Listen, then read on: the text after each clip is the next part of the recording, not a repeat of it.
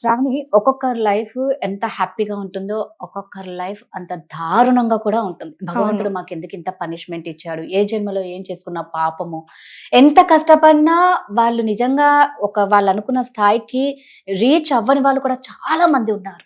అది మేబీ కిస్మత్ ఏమో గానీ అంతే. అంతే. కొందరు అంటారు గాడిద చాకిరి చేస్తున్నాం, మేము పొద్దున్నే లేస్తున్నాము. ఆ సినిమాలో ఉంటది కూడా, అది కూడా పొద్దున్నే కోడి లేస్తది అని అల్లు అర్జున్ చెప్తే పొద్దున్నే వేసాకి దాన్ని కోసుకొని తింటారు, ఏం లాభం వచ్చింది పొద్దున్నే లేస్తే అన్నట్లు కొంతమంది అంటారు. అంటే మనుషులకి కష్టాలు అనేది సహజం, చాలా సహజం. అది భరించే వాడికి ఇంకా ఎక్కువ ఇస్తాడు ఆ భగవంతుడు అని నేను అనుకుంటా. Practical definitely. నువ్వు ఎంత భరిస్తావో నీకు ఇంకా పరీక్షిస్తూనే ఉంటాడు, మీద మీద సునామీ లాగిస్తాడు.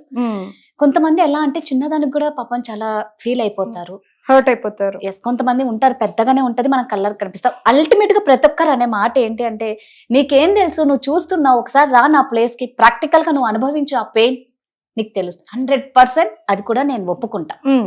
అది ఏంటి పెద్దగా వచ్చిన వాళ్ళది. కొంతమంది చిన్న చిన్న వాటికి కూడా ఇంకా మాకే కష్టాలు ఎందుకు ఈ భగవంతుడు ఇచ్చాడా అని ఏడ్చే వాళ్ళు కూడా ఉన్నారు. చాలా మంచి టాపిక్ కదా ఇది. Yes. ఎంత అంటే ఇప్పుడు అంటారంట మీ లైఫ్ ని మనం కంపేర్ చేస్తాం కాబట్టి ఈ సమస్య.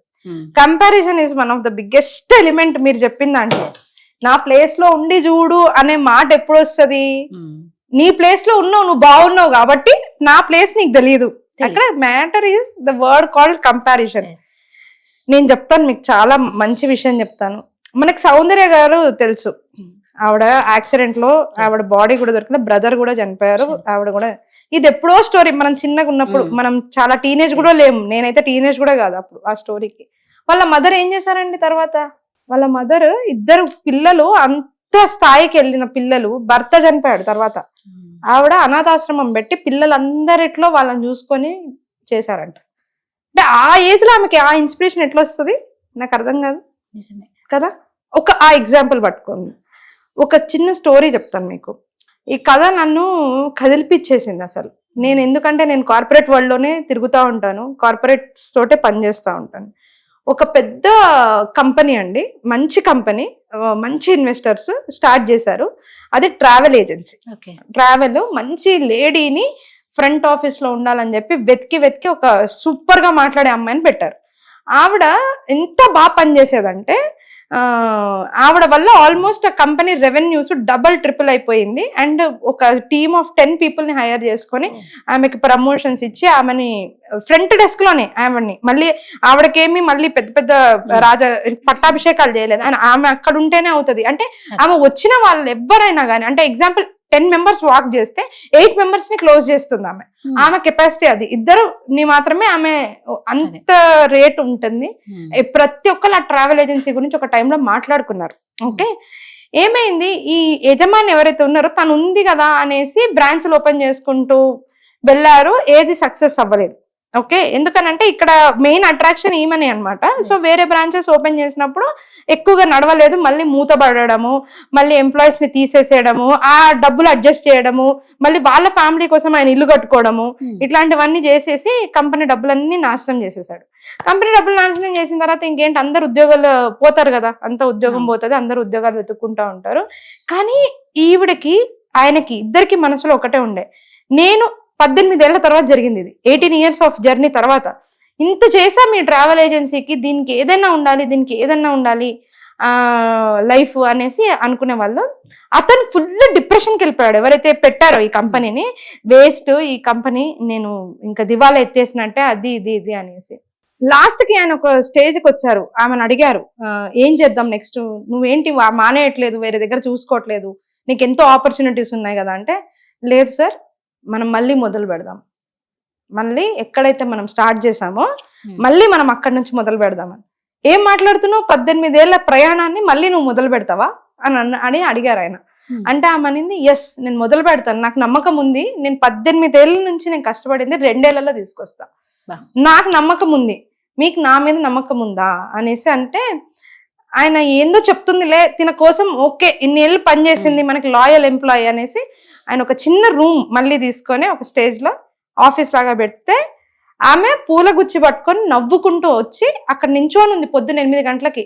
వాళ్ళ ఫ్యామిలీతో ఆయన డల్ ఫేస్ వేసుకొని ఏదో దిగి మామూలుగా వస్తుంటే ఆమె చీర్ఫుల్ గా, sir come on we are doing it అని ఇట్లా ఉద్వేగంతో చెప్తా. ఆయనకి ఒక్కసారి చెప్పు తీసుకుని కొట్టినట్టు అయిపోయిందంట. ఈమెకి అసలు దీనికి సంబంధమే లేదు, ఈమెకు ఉద్యోగి, ఈమెకి నేను ఒక జీతం ఇస్తే ఈమెకే ఇంత ఉత్సాహం ఉంటే జీవితంలో ఆ కంపెనీ అని నాకెంత ఉండాలా అని అనిపించిందంట ఆయనకి. ఇప్పుడు అది ఒక పెద్ద ట్రావెల్ ఏజెన్సీ, ఆల్ ఓవర్ ఇండియానే కాదు ఇంటర్నేషనల్ లెవెల్లో కూడా వెళ్ళింది. ఆమె స్టోరీ గురించి ఆయన, నేను కాపీ రైట్స్ లేవు కాబట్టి చెప్పలేను, ఇది జరిగింది ఆయన లైఫ్లో. ఆ స్టోరీని ఆయన ఒక దగ్గర షేర్ చేస్తుంటే నేను షాక్ అయిపోయాను. అంటే లైఫ్లో ఇన్స్పిరేషన్ ఎక్కడ దొరుకుతుంది ఎవరికన్నా? నా ప్లేస్లో నువ్వు ఉండి చూడు, అది ఎవరికి రాదు, అది ప్రతి ఒక్కళ్ళకి, ప్రతి ఒక్క ఇన్సిడెంట్లో ప్రతి ఒక్క వ్యక్తికి వస్తుంది. ఇప్పుడు నేను రాధా జీవితాన్ని జీవించలేను, మీరు శ్రావణి జీవితం జీవించలేరు.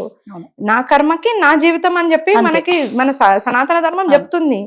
ఎందుకు అంటే yes, your actions, your words, your character is your result. Right, you are the creator of your own destiny. Exactly. Swami Vivekananda 36 ఏళ్ళు ఉన్నారు కానీ ఆయన చెప్పిన మహామంత్రం ఏంటి? You are the creator of your own destiny. నువ్వు ఈ రోజు ఈ స్థాయిలో ఇక్కడ ఇలా ఉన్నావు అని అంటే నువ్వు చేసుకున్న దాని వల్లనే.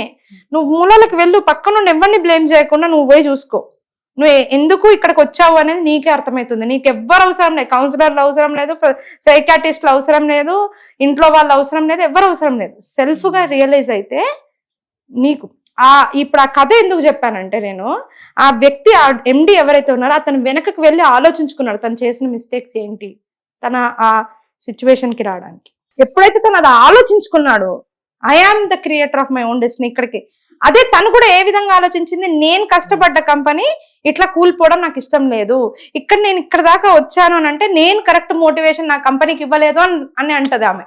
అదే ఫ్యామిలీస్ లో కూడా, అదే డైలీ లైఫ్ లో కూడా we are the creator of own destiny. నువ్వు ఏడుస్తున్నావు ఈ రోజు నీ ఇంట్లో నీకు ఏదో బాగాలేదు, నీ పిల్లలకి బాగాలేదు అంటే first of all take the blame on your self. First analyse, అసలు ఇది ఎందుకు జరుగుతుంది. సంసారాలు అద్భుతంగా ఉండేవి ఒకప్పుడు అమ్మలు నడుపుతున్నప్పుడు, ఎందుకు డివోర్సులు లేకపోతుండే. ఇంటికి వెళ్తే అమ్మ వామ్తుగా వెల్కమ్ చేస్తుంది, నాన్న ధైర్యం ఇస్తాడు. ఎవరన్నా మన పేరెంట్స్ ఇట్లాంటి సిచ్యువేషన్స్ లో ఉన్నారా? లేరు. ఎంత హ్యాపీనెస్ వస్తుంది మనం ఇంటికి వెళ్ళి మన పేరెంట్స్ ని చూస్తే, వాళ్ళ పేరెంట్స్ ని చూస్తే ఇంకెంత హ్యాపీనెస్. అమ్మమ్మలు తాతయ్యలను చూస్తే వాళ్ళకి ఆర్గనైజ్డ్ గా ఉండడం వచ్చు, వాళ్ళకి బ్లేమ్ గేమ్ తెలియదు, నీ వల్లనే అలాంటివి తెలియదు వాళ్ళకి. అండ్ వాళ్ళు ఉన్న సిచ్యువేషన్ ని వాళ్ళు ఎప్పుడు బ్లేమ్ చేసుకోరు. మనకు అయినంత వరకు మనం చేసుకుంటూ వస్తున్నాం, మనం ఇంకా చేసుకుంటూ వెళ్దాం. మనకి వచ్చింది మన శక్తికి మీరి 100% పెట్టుకుంటూ వెళ్దాం, మనకి లైఫ్ వస్తుంది అనే ఒక హోప్ తోటే వెళ్తా ఉంటారు. అంతేగాని ఇదే లాస్ట్, ఇదే డెస్టినేషన్, ఇంతే, నేను చచ్చిపోతా, నేను ఇంతే, ఇదే లాస్ట్, ఇదే అన్నట్టు ఉండదు వాళ్ళ పరిస్థితి. ఎందుకు అని అంటే దే డోంట్ టేక్ వాళ్ళ యాక్షన్స్ వల్ల జరిగిన విషయాలని వాళ్ళు వేరే వాళ్ళ మీద ఫస్ట్ బ్లేమ్ వేయరు.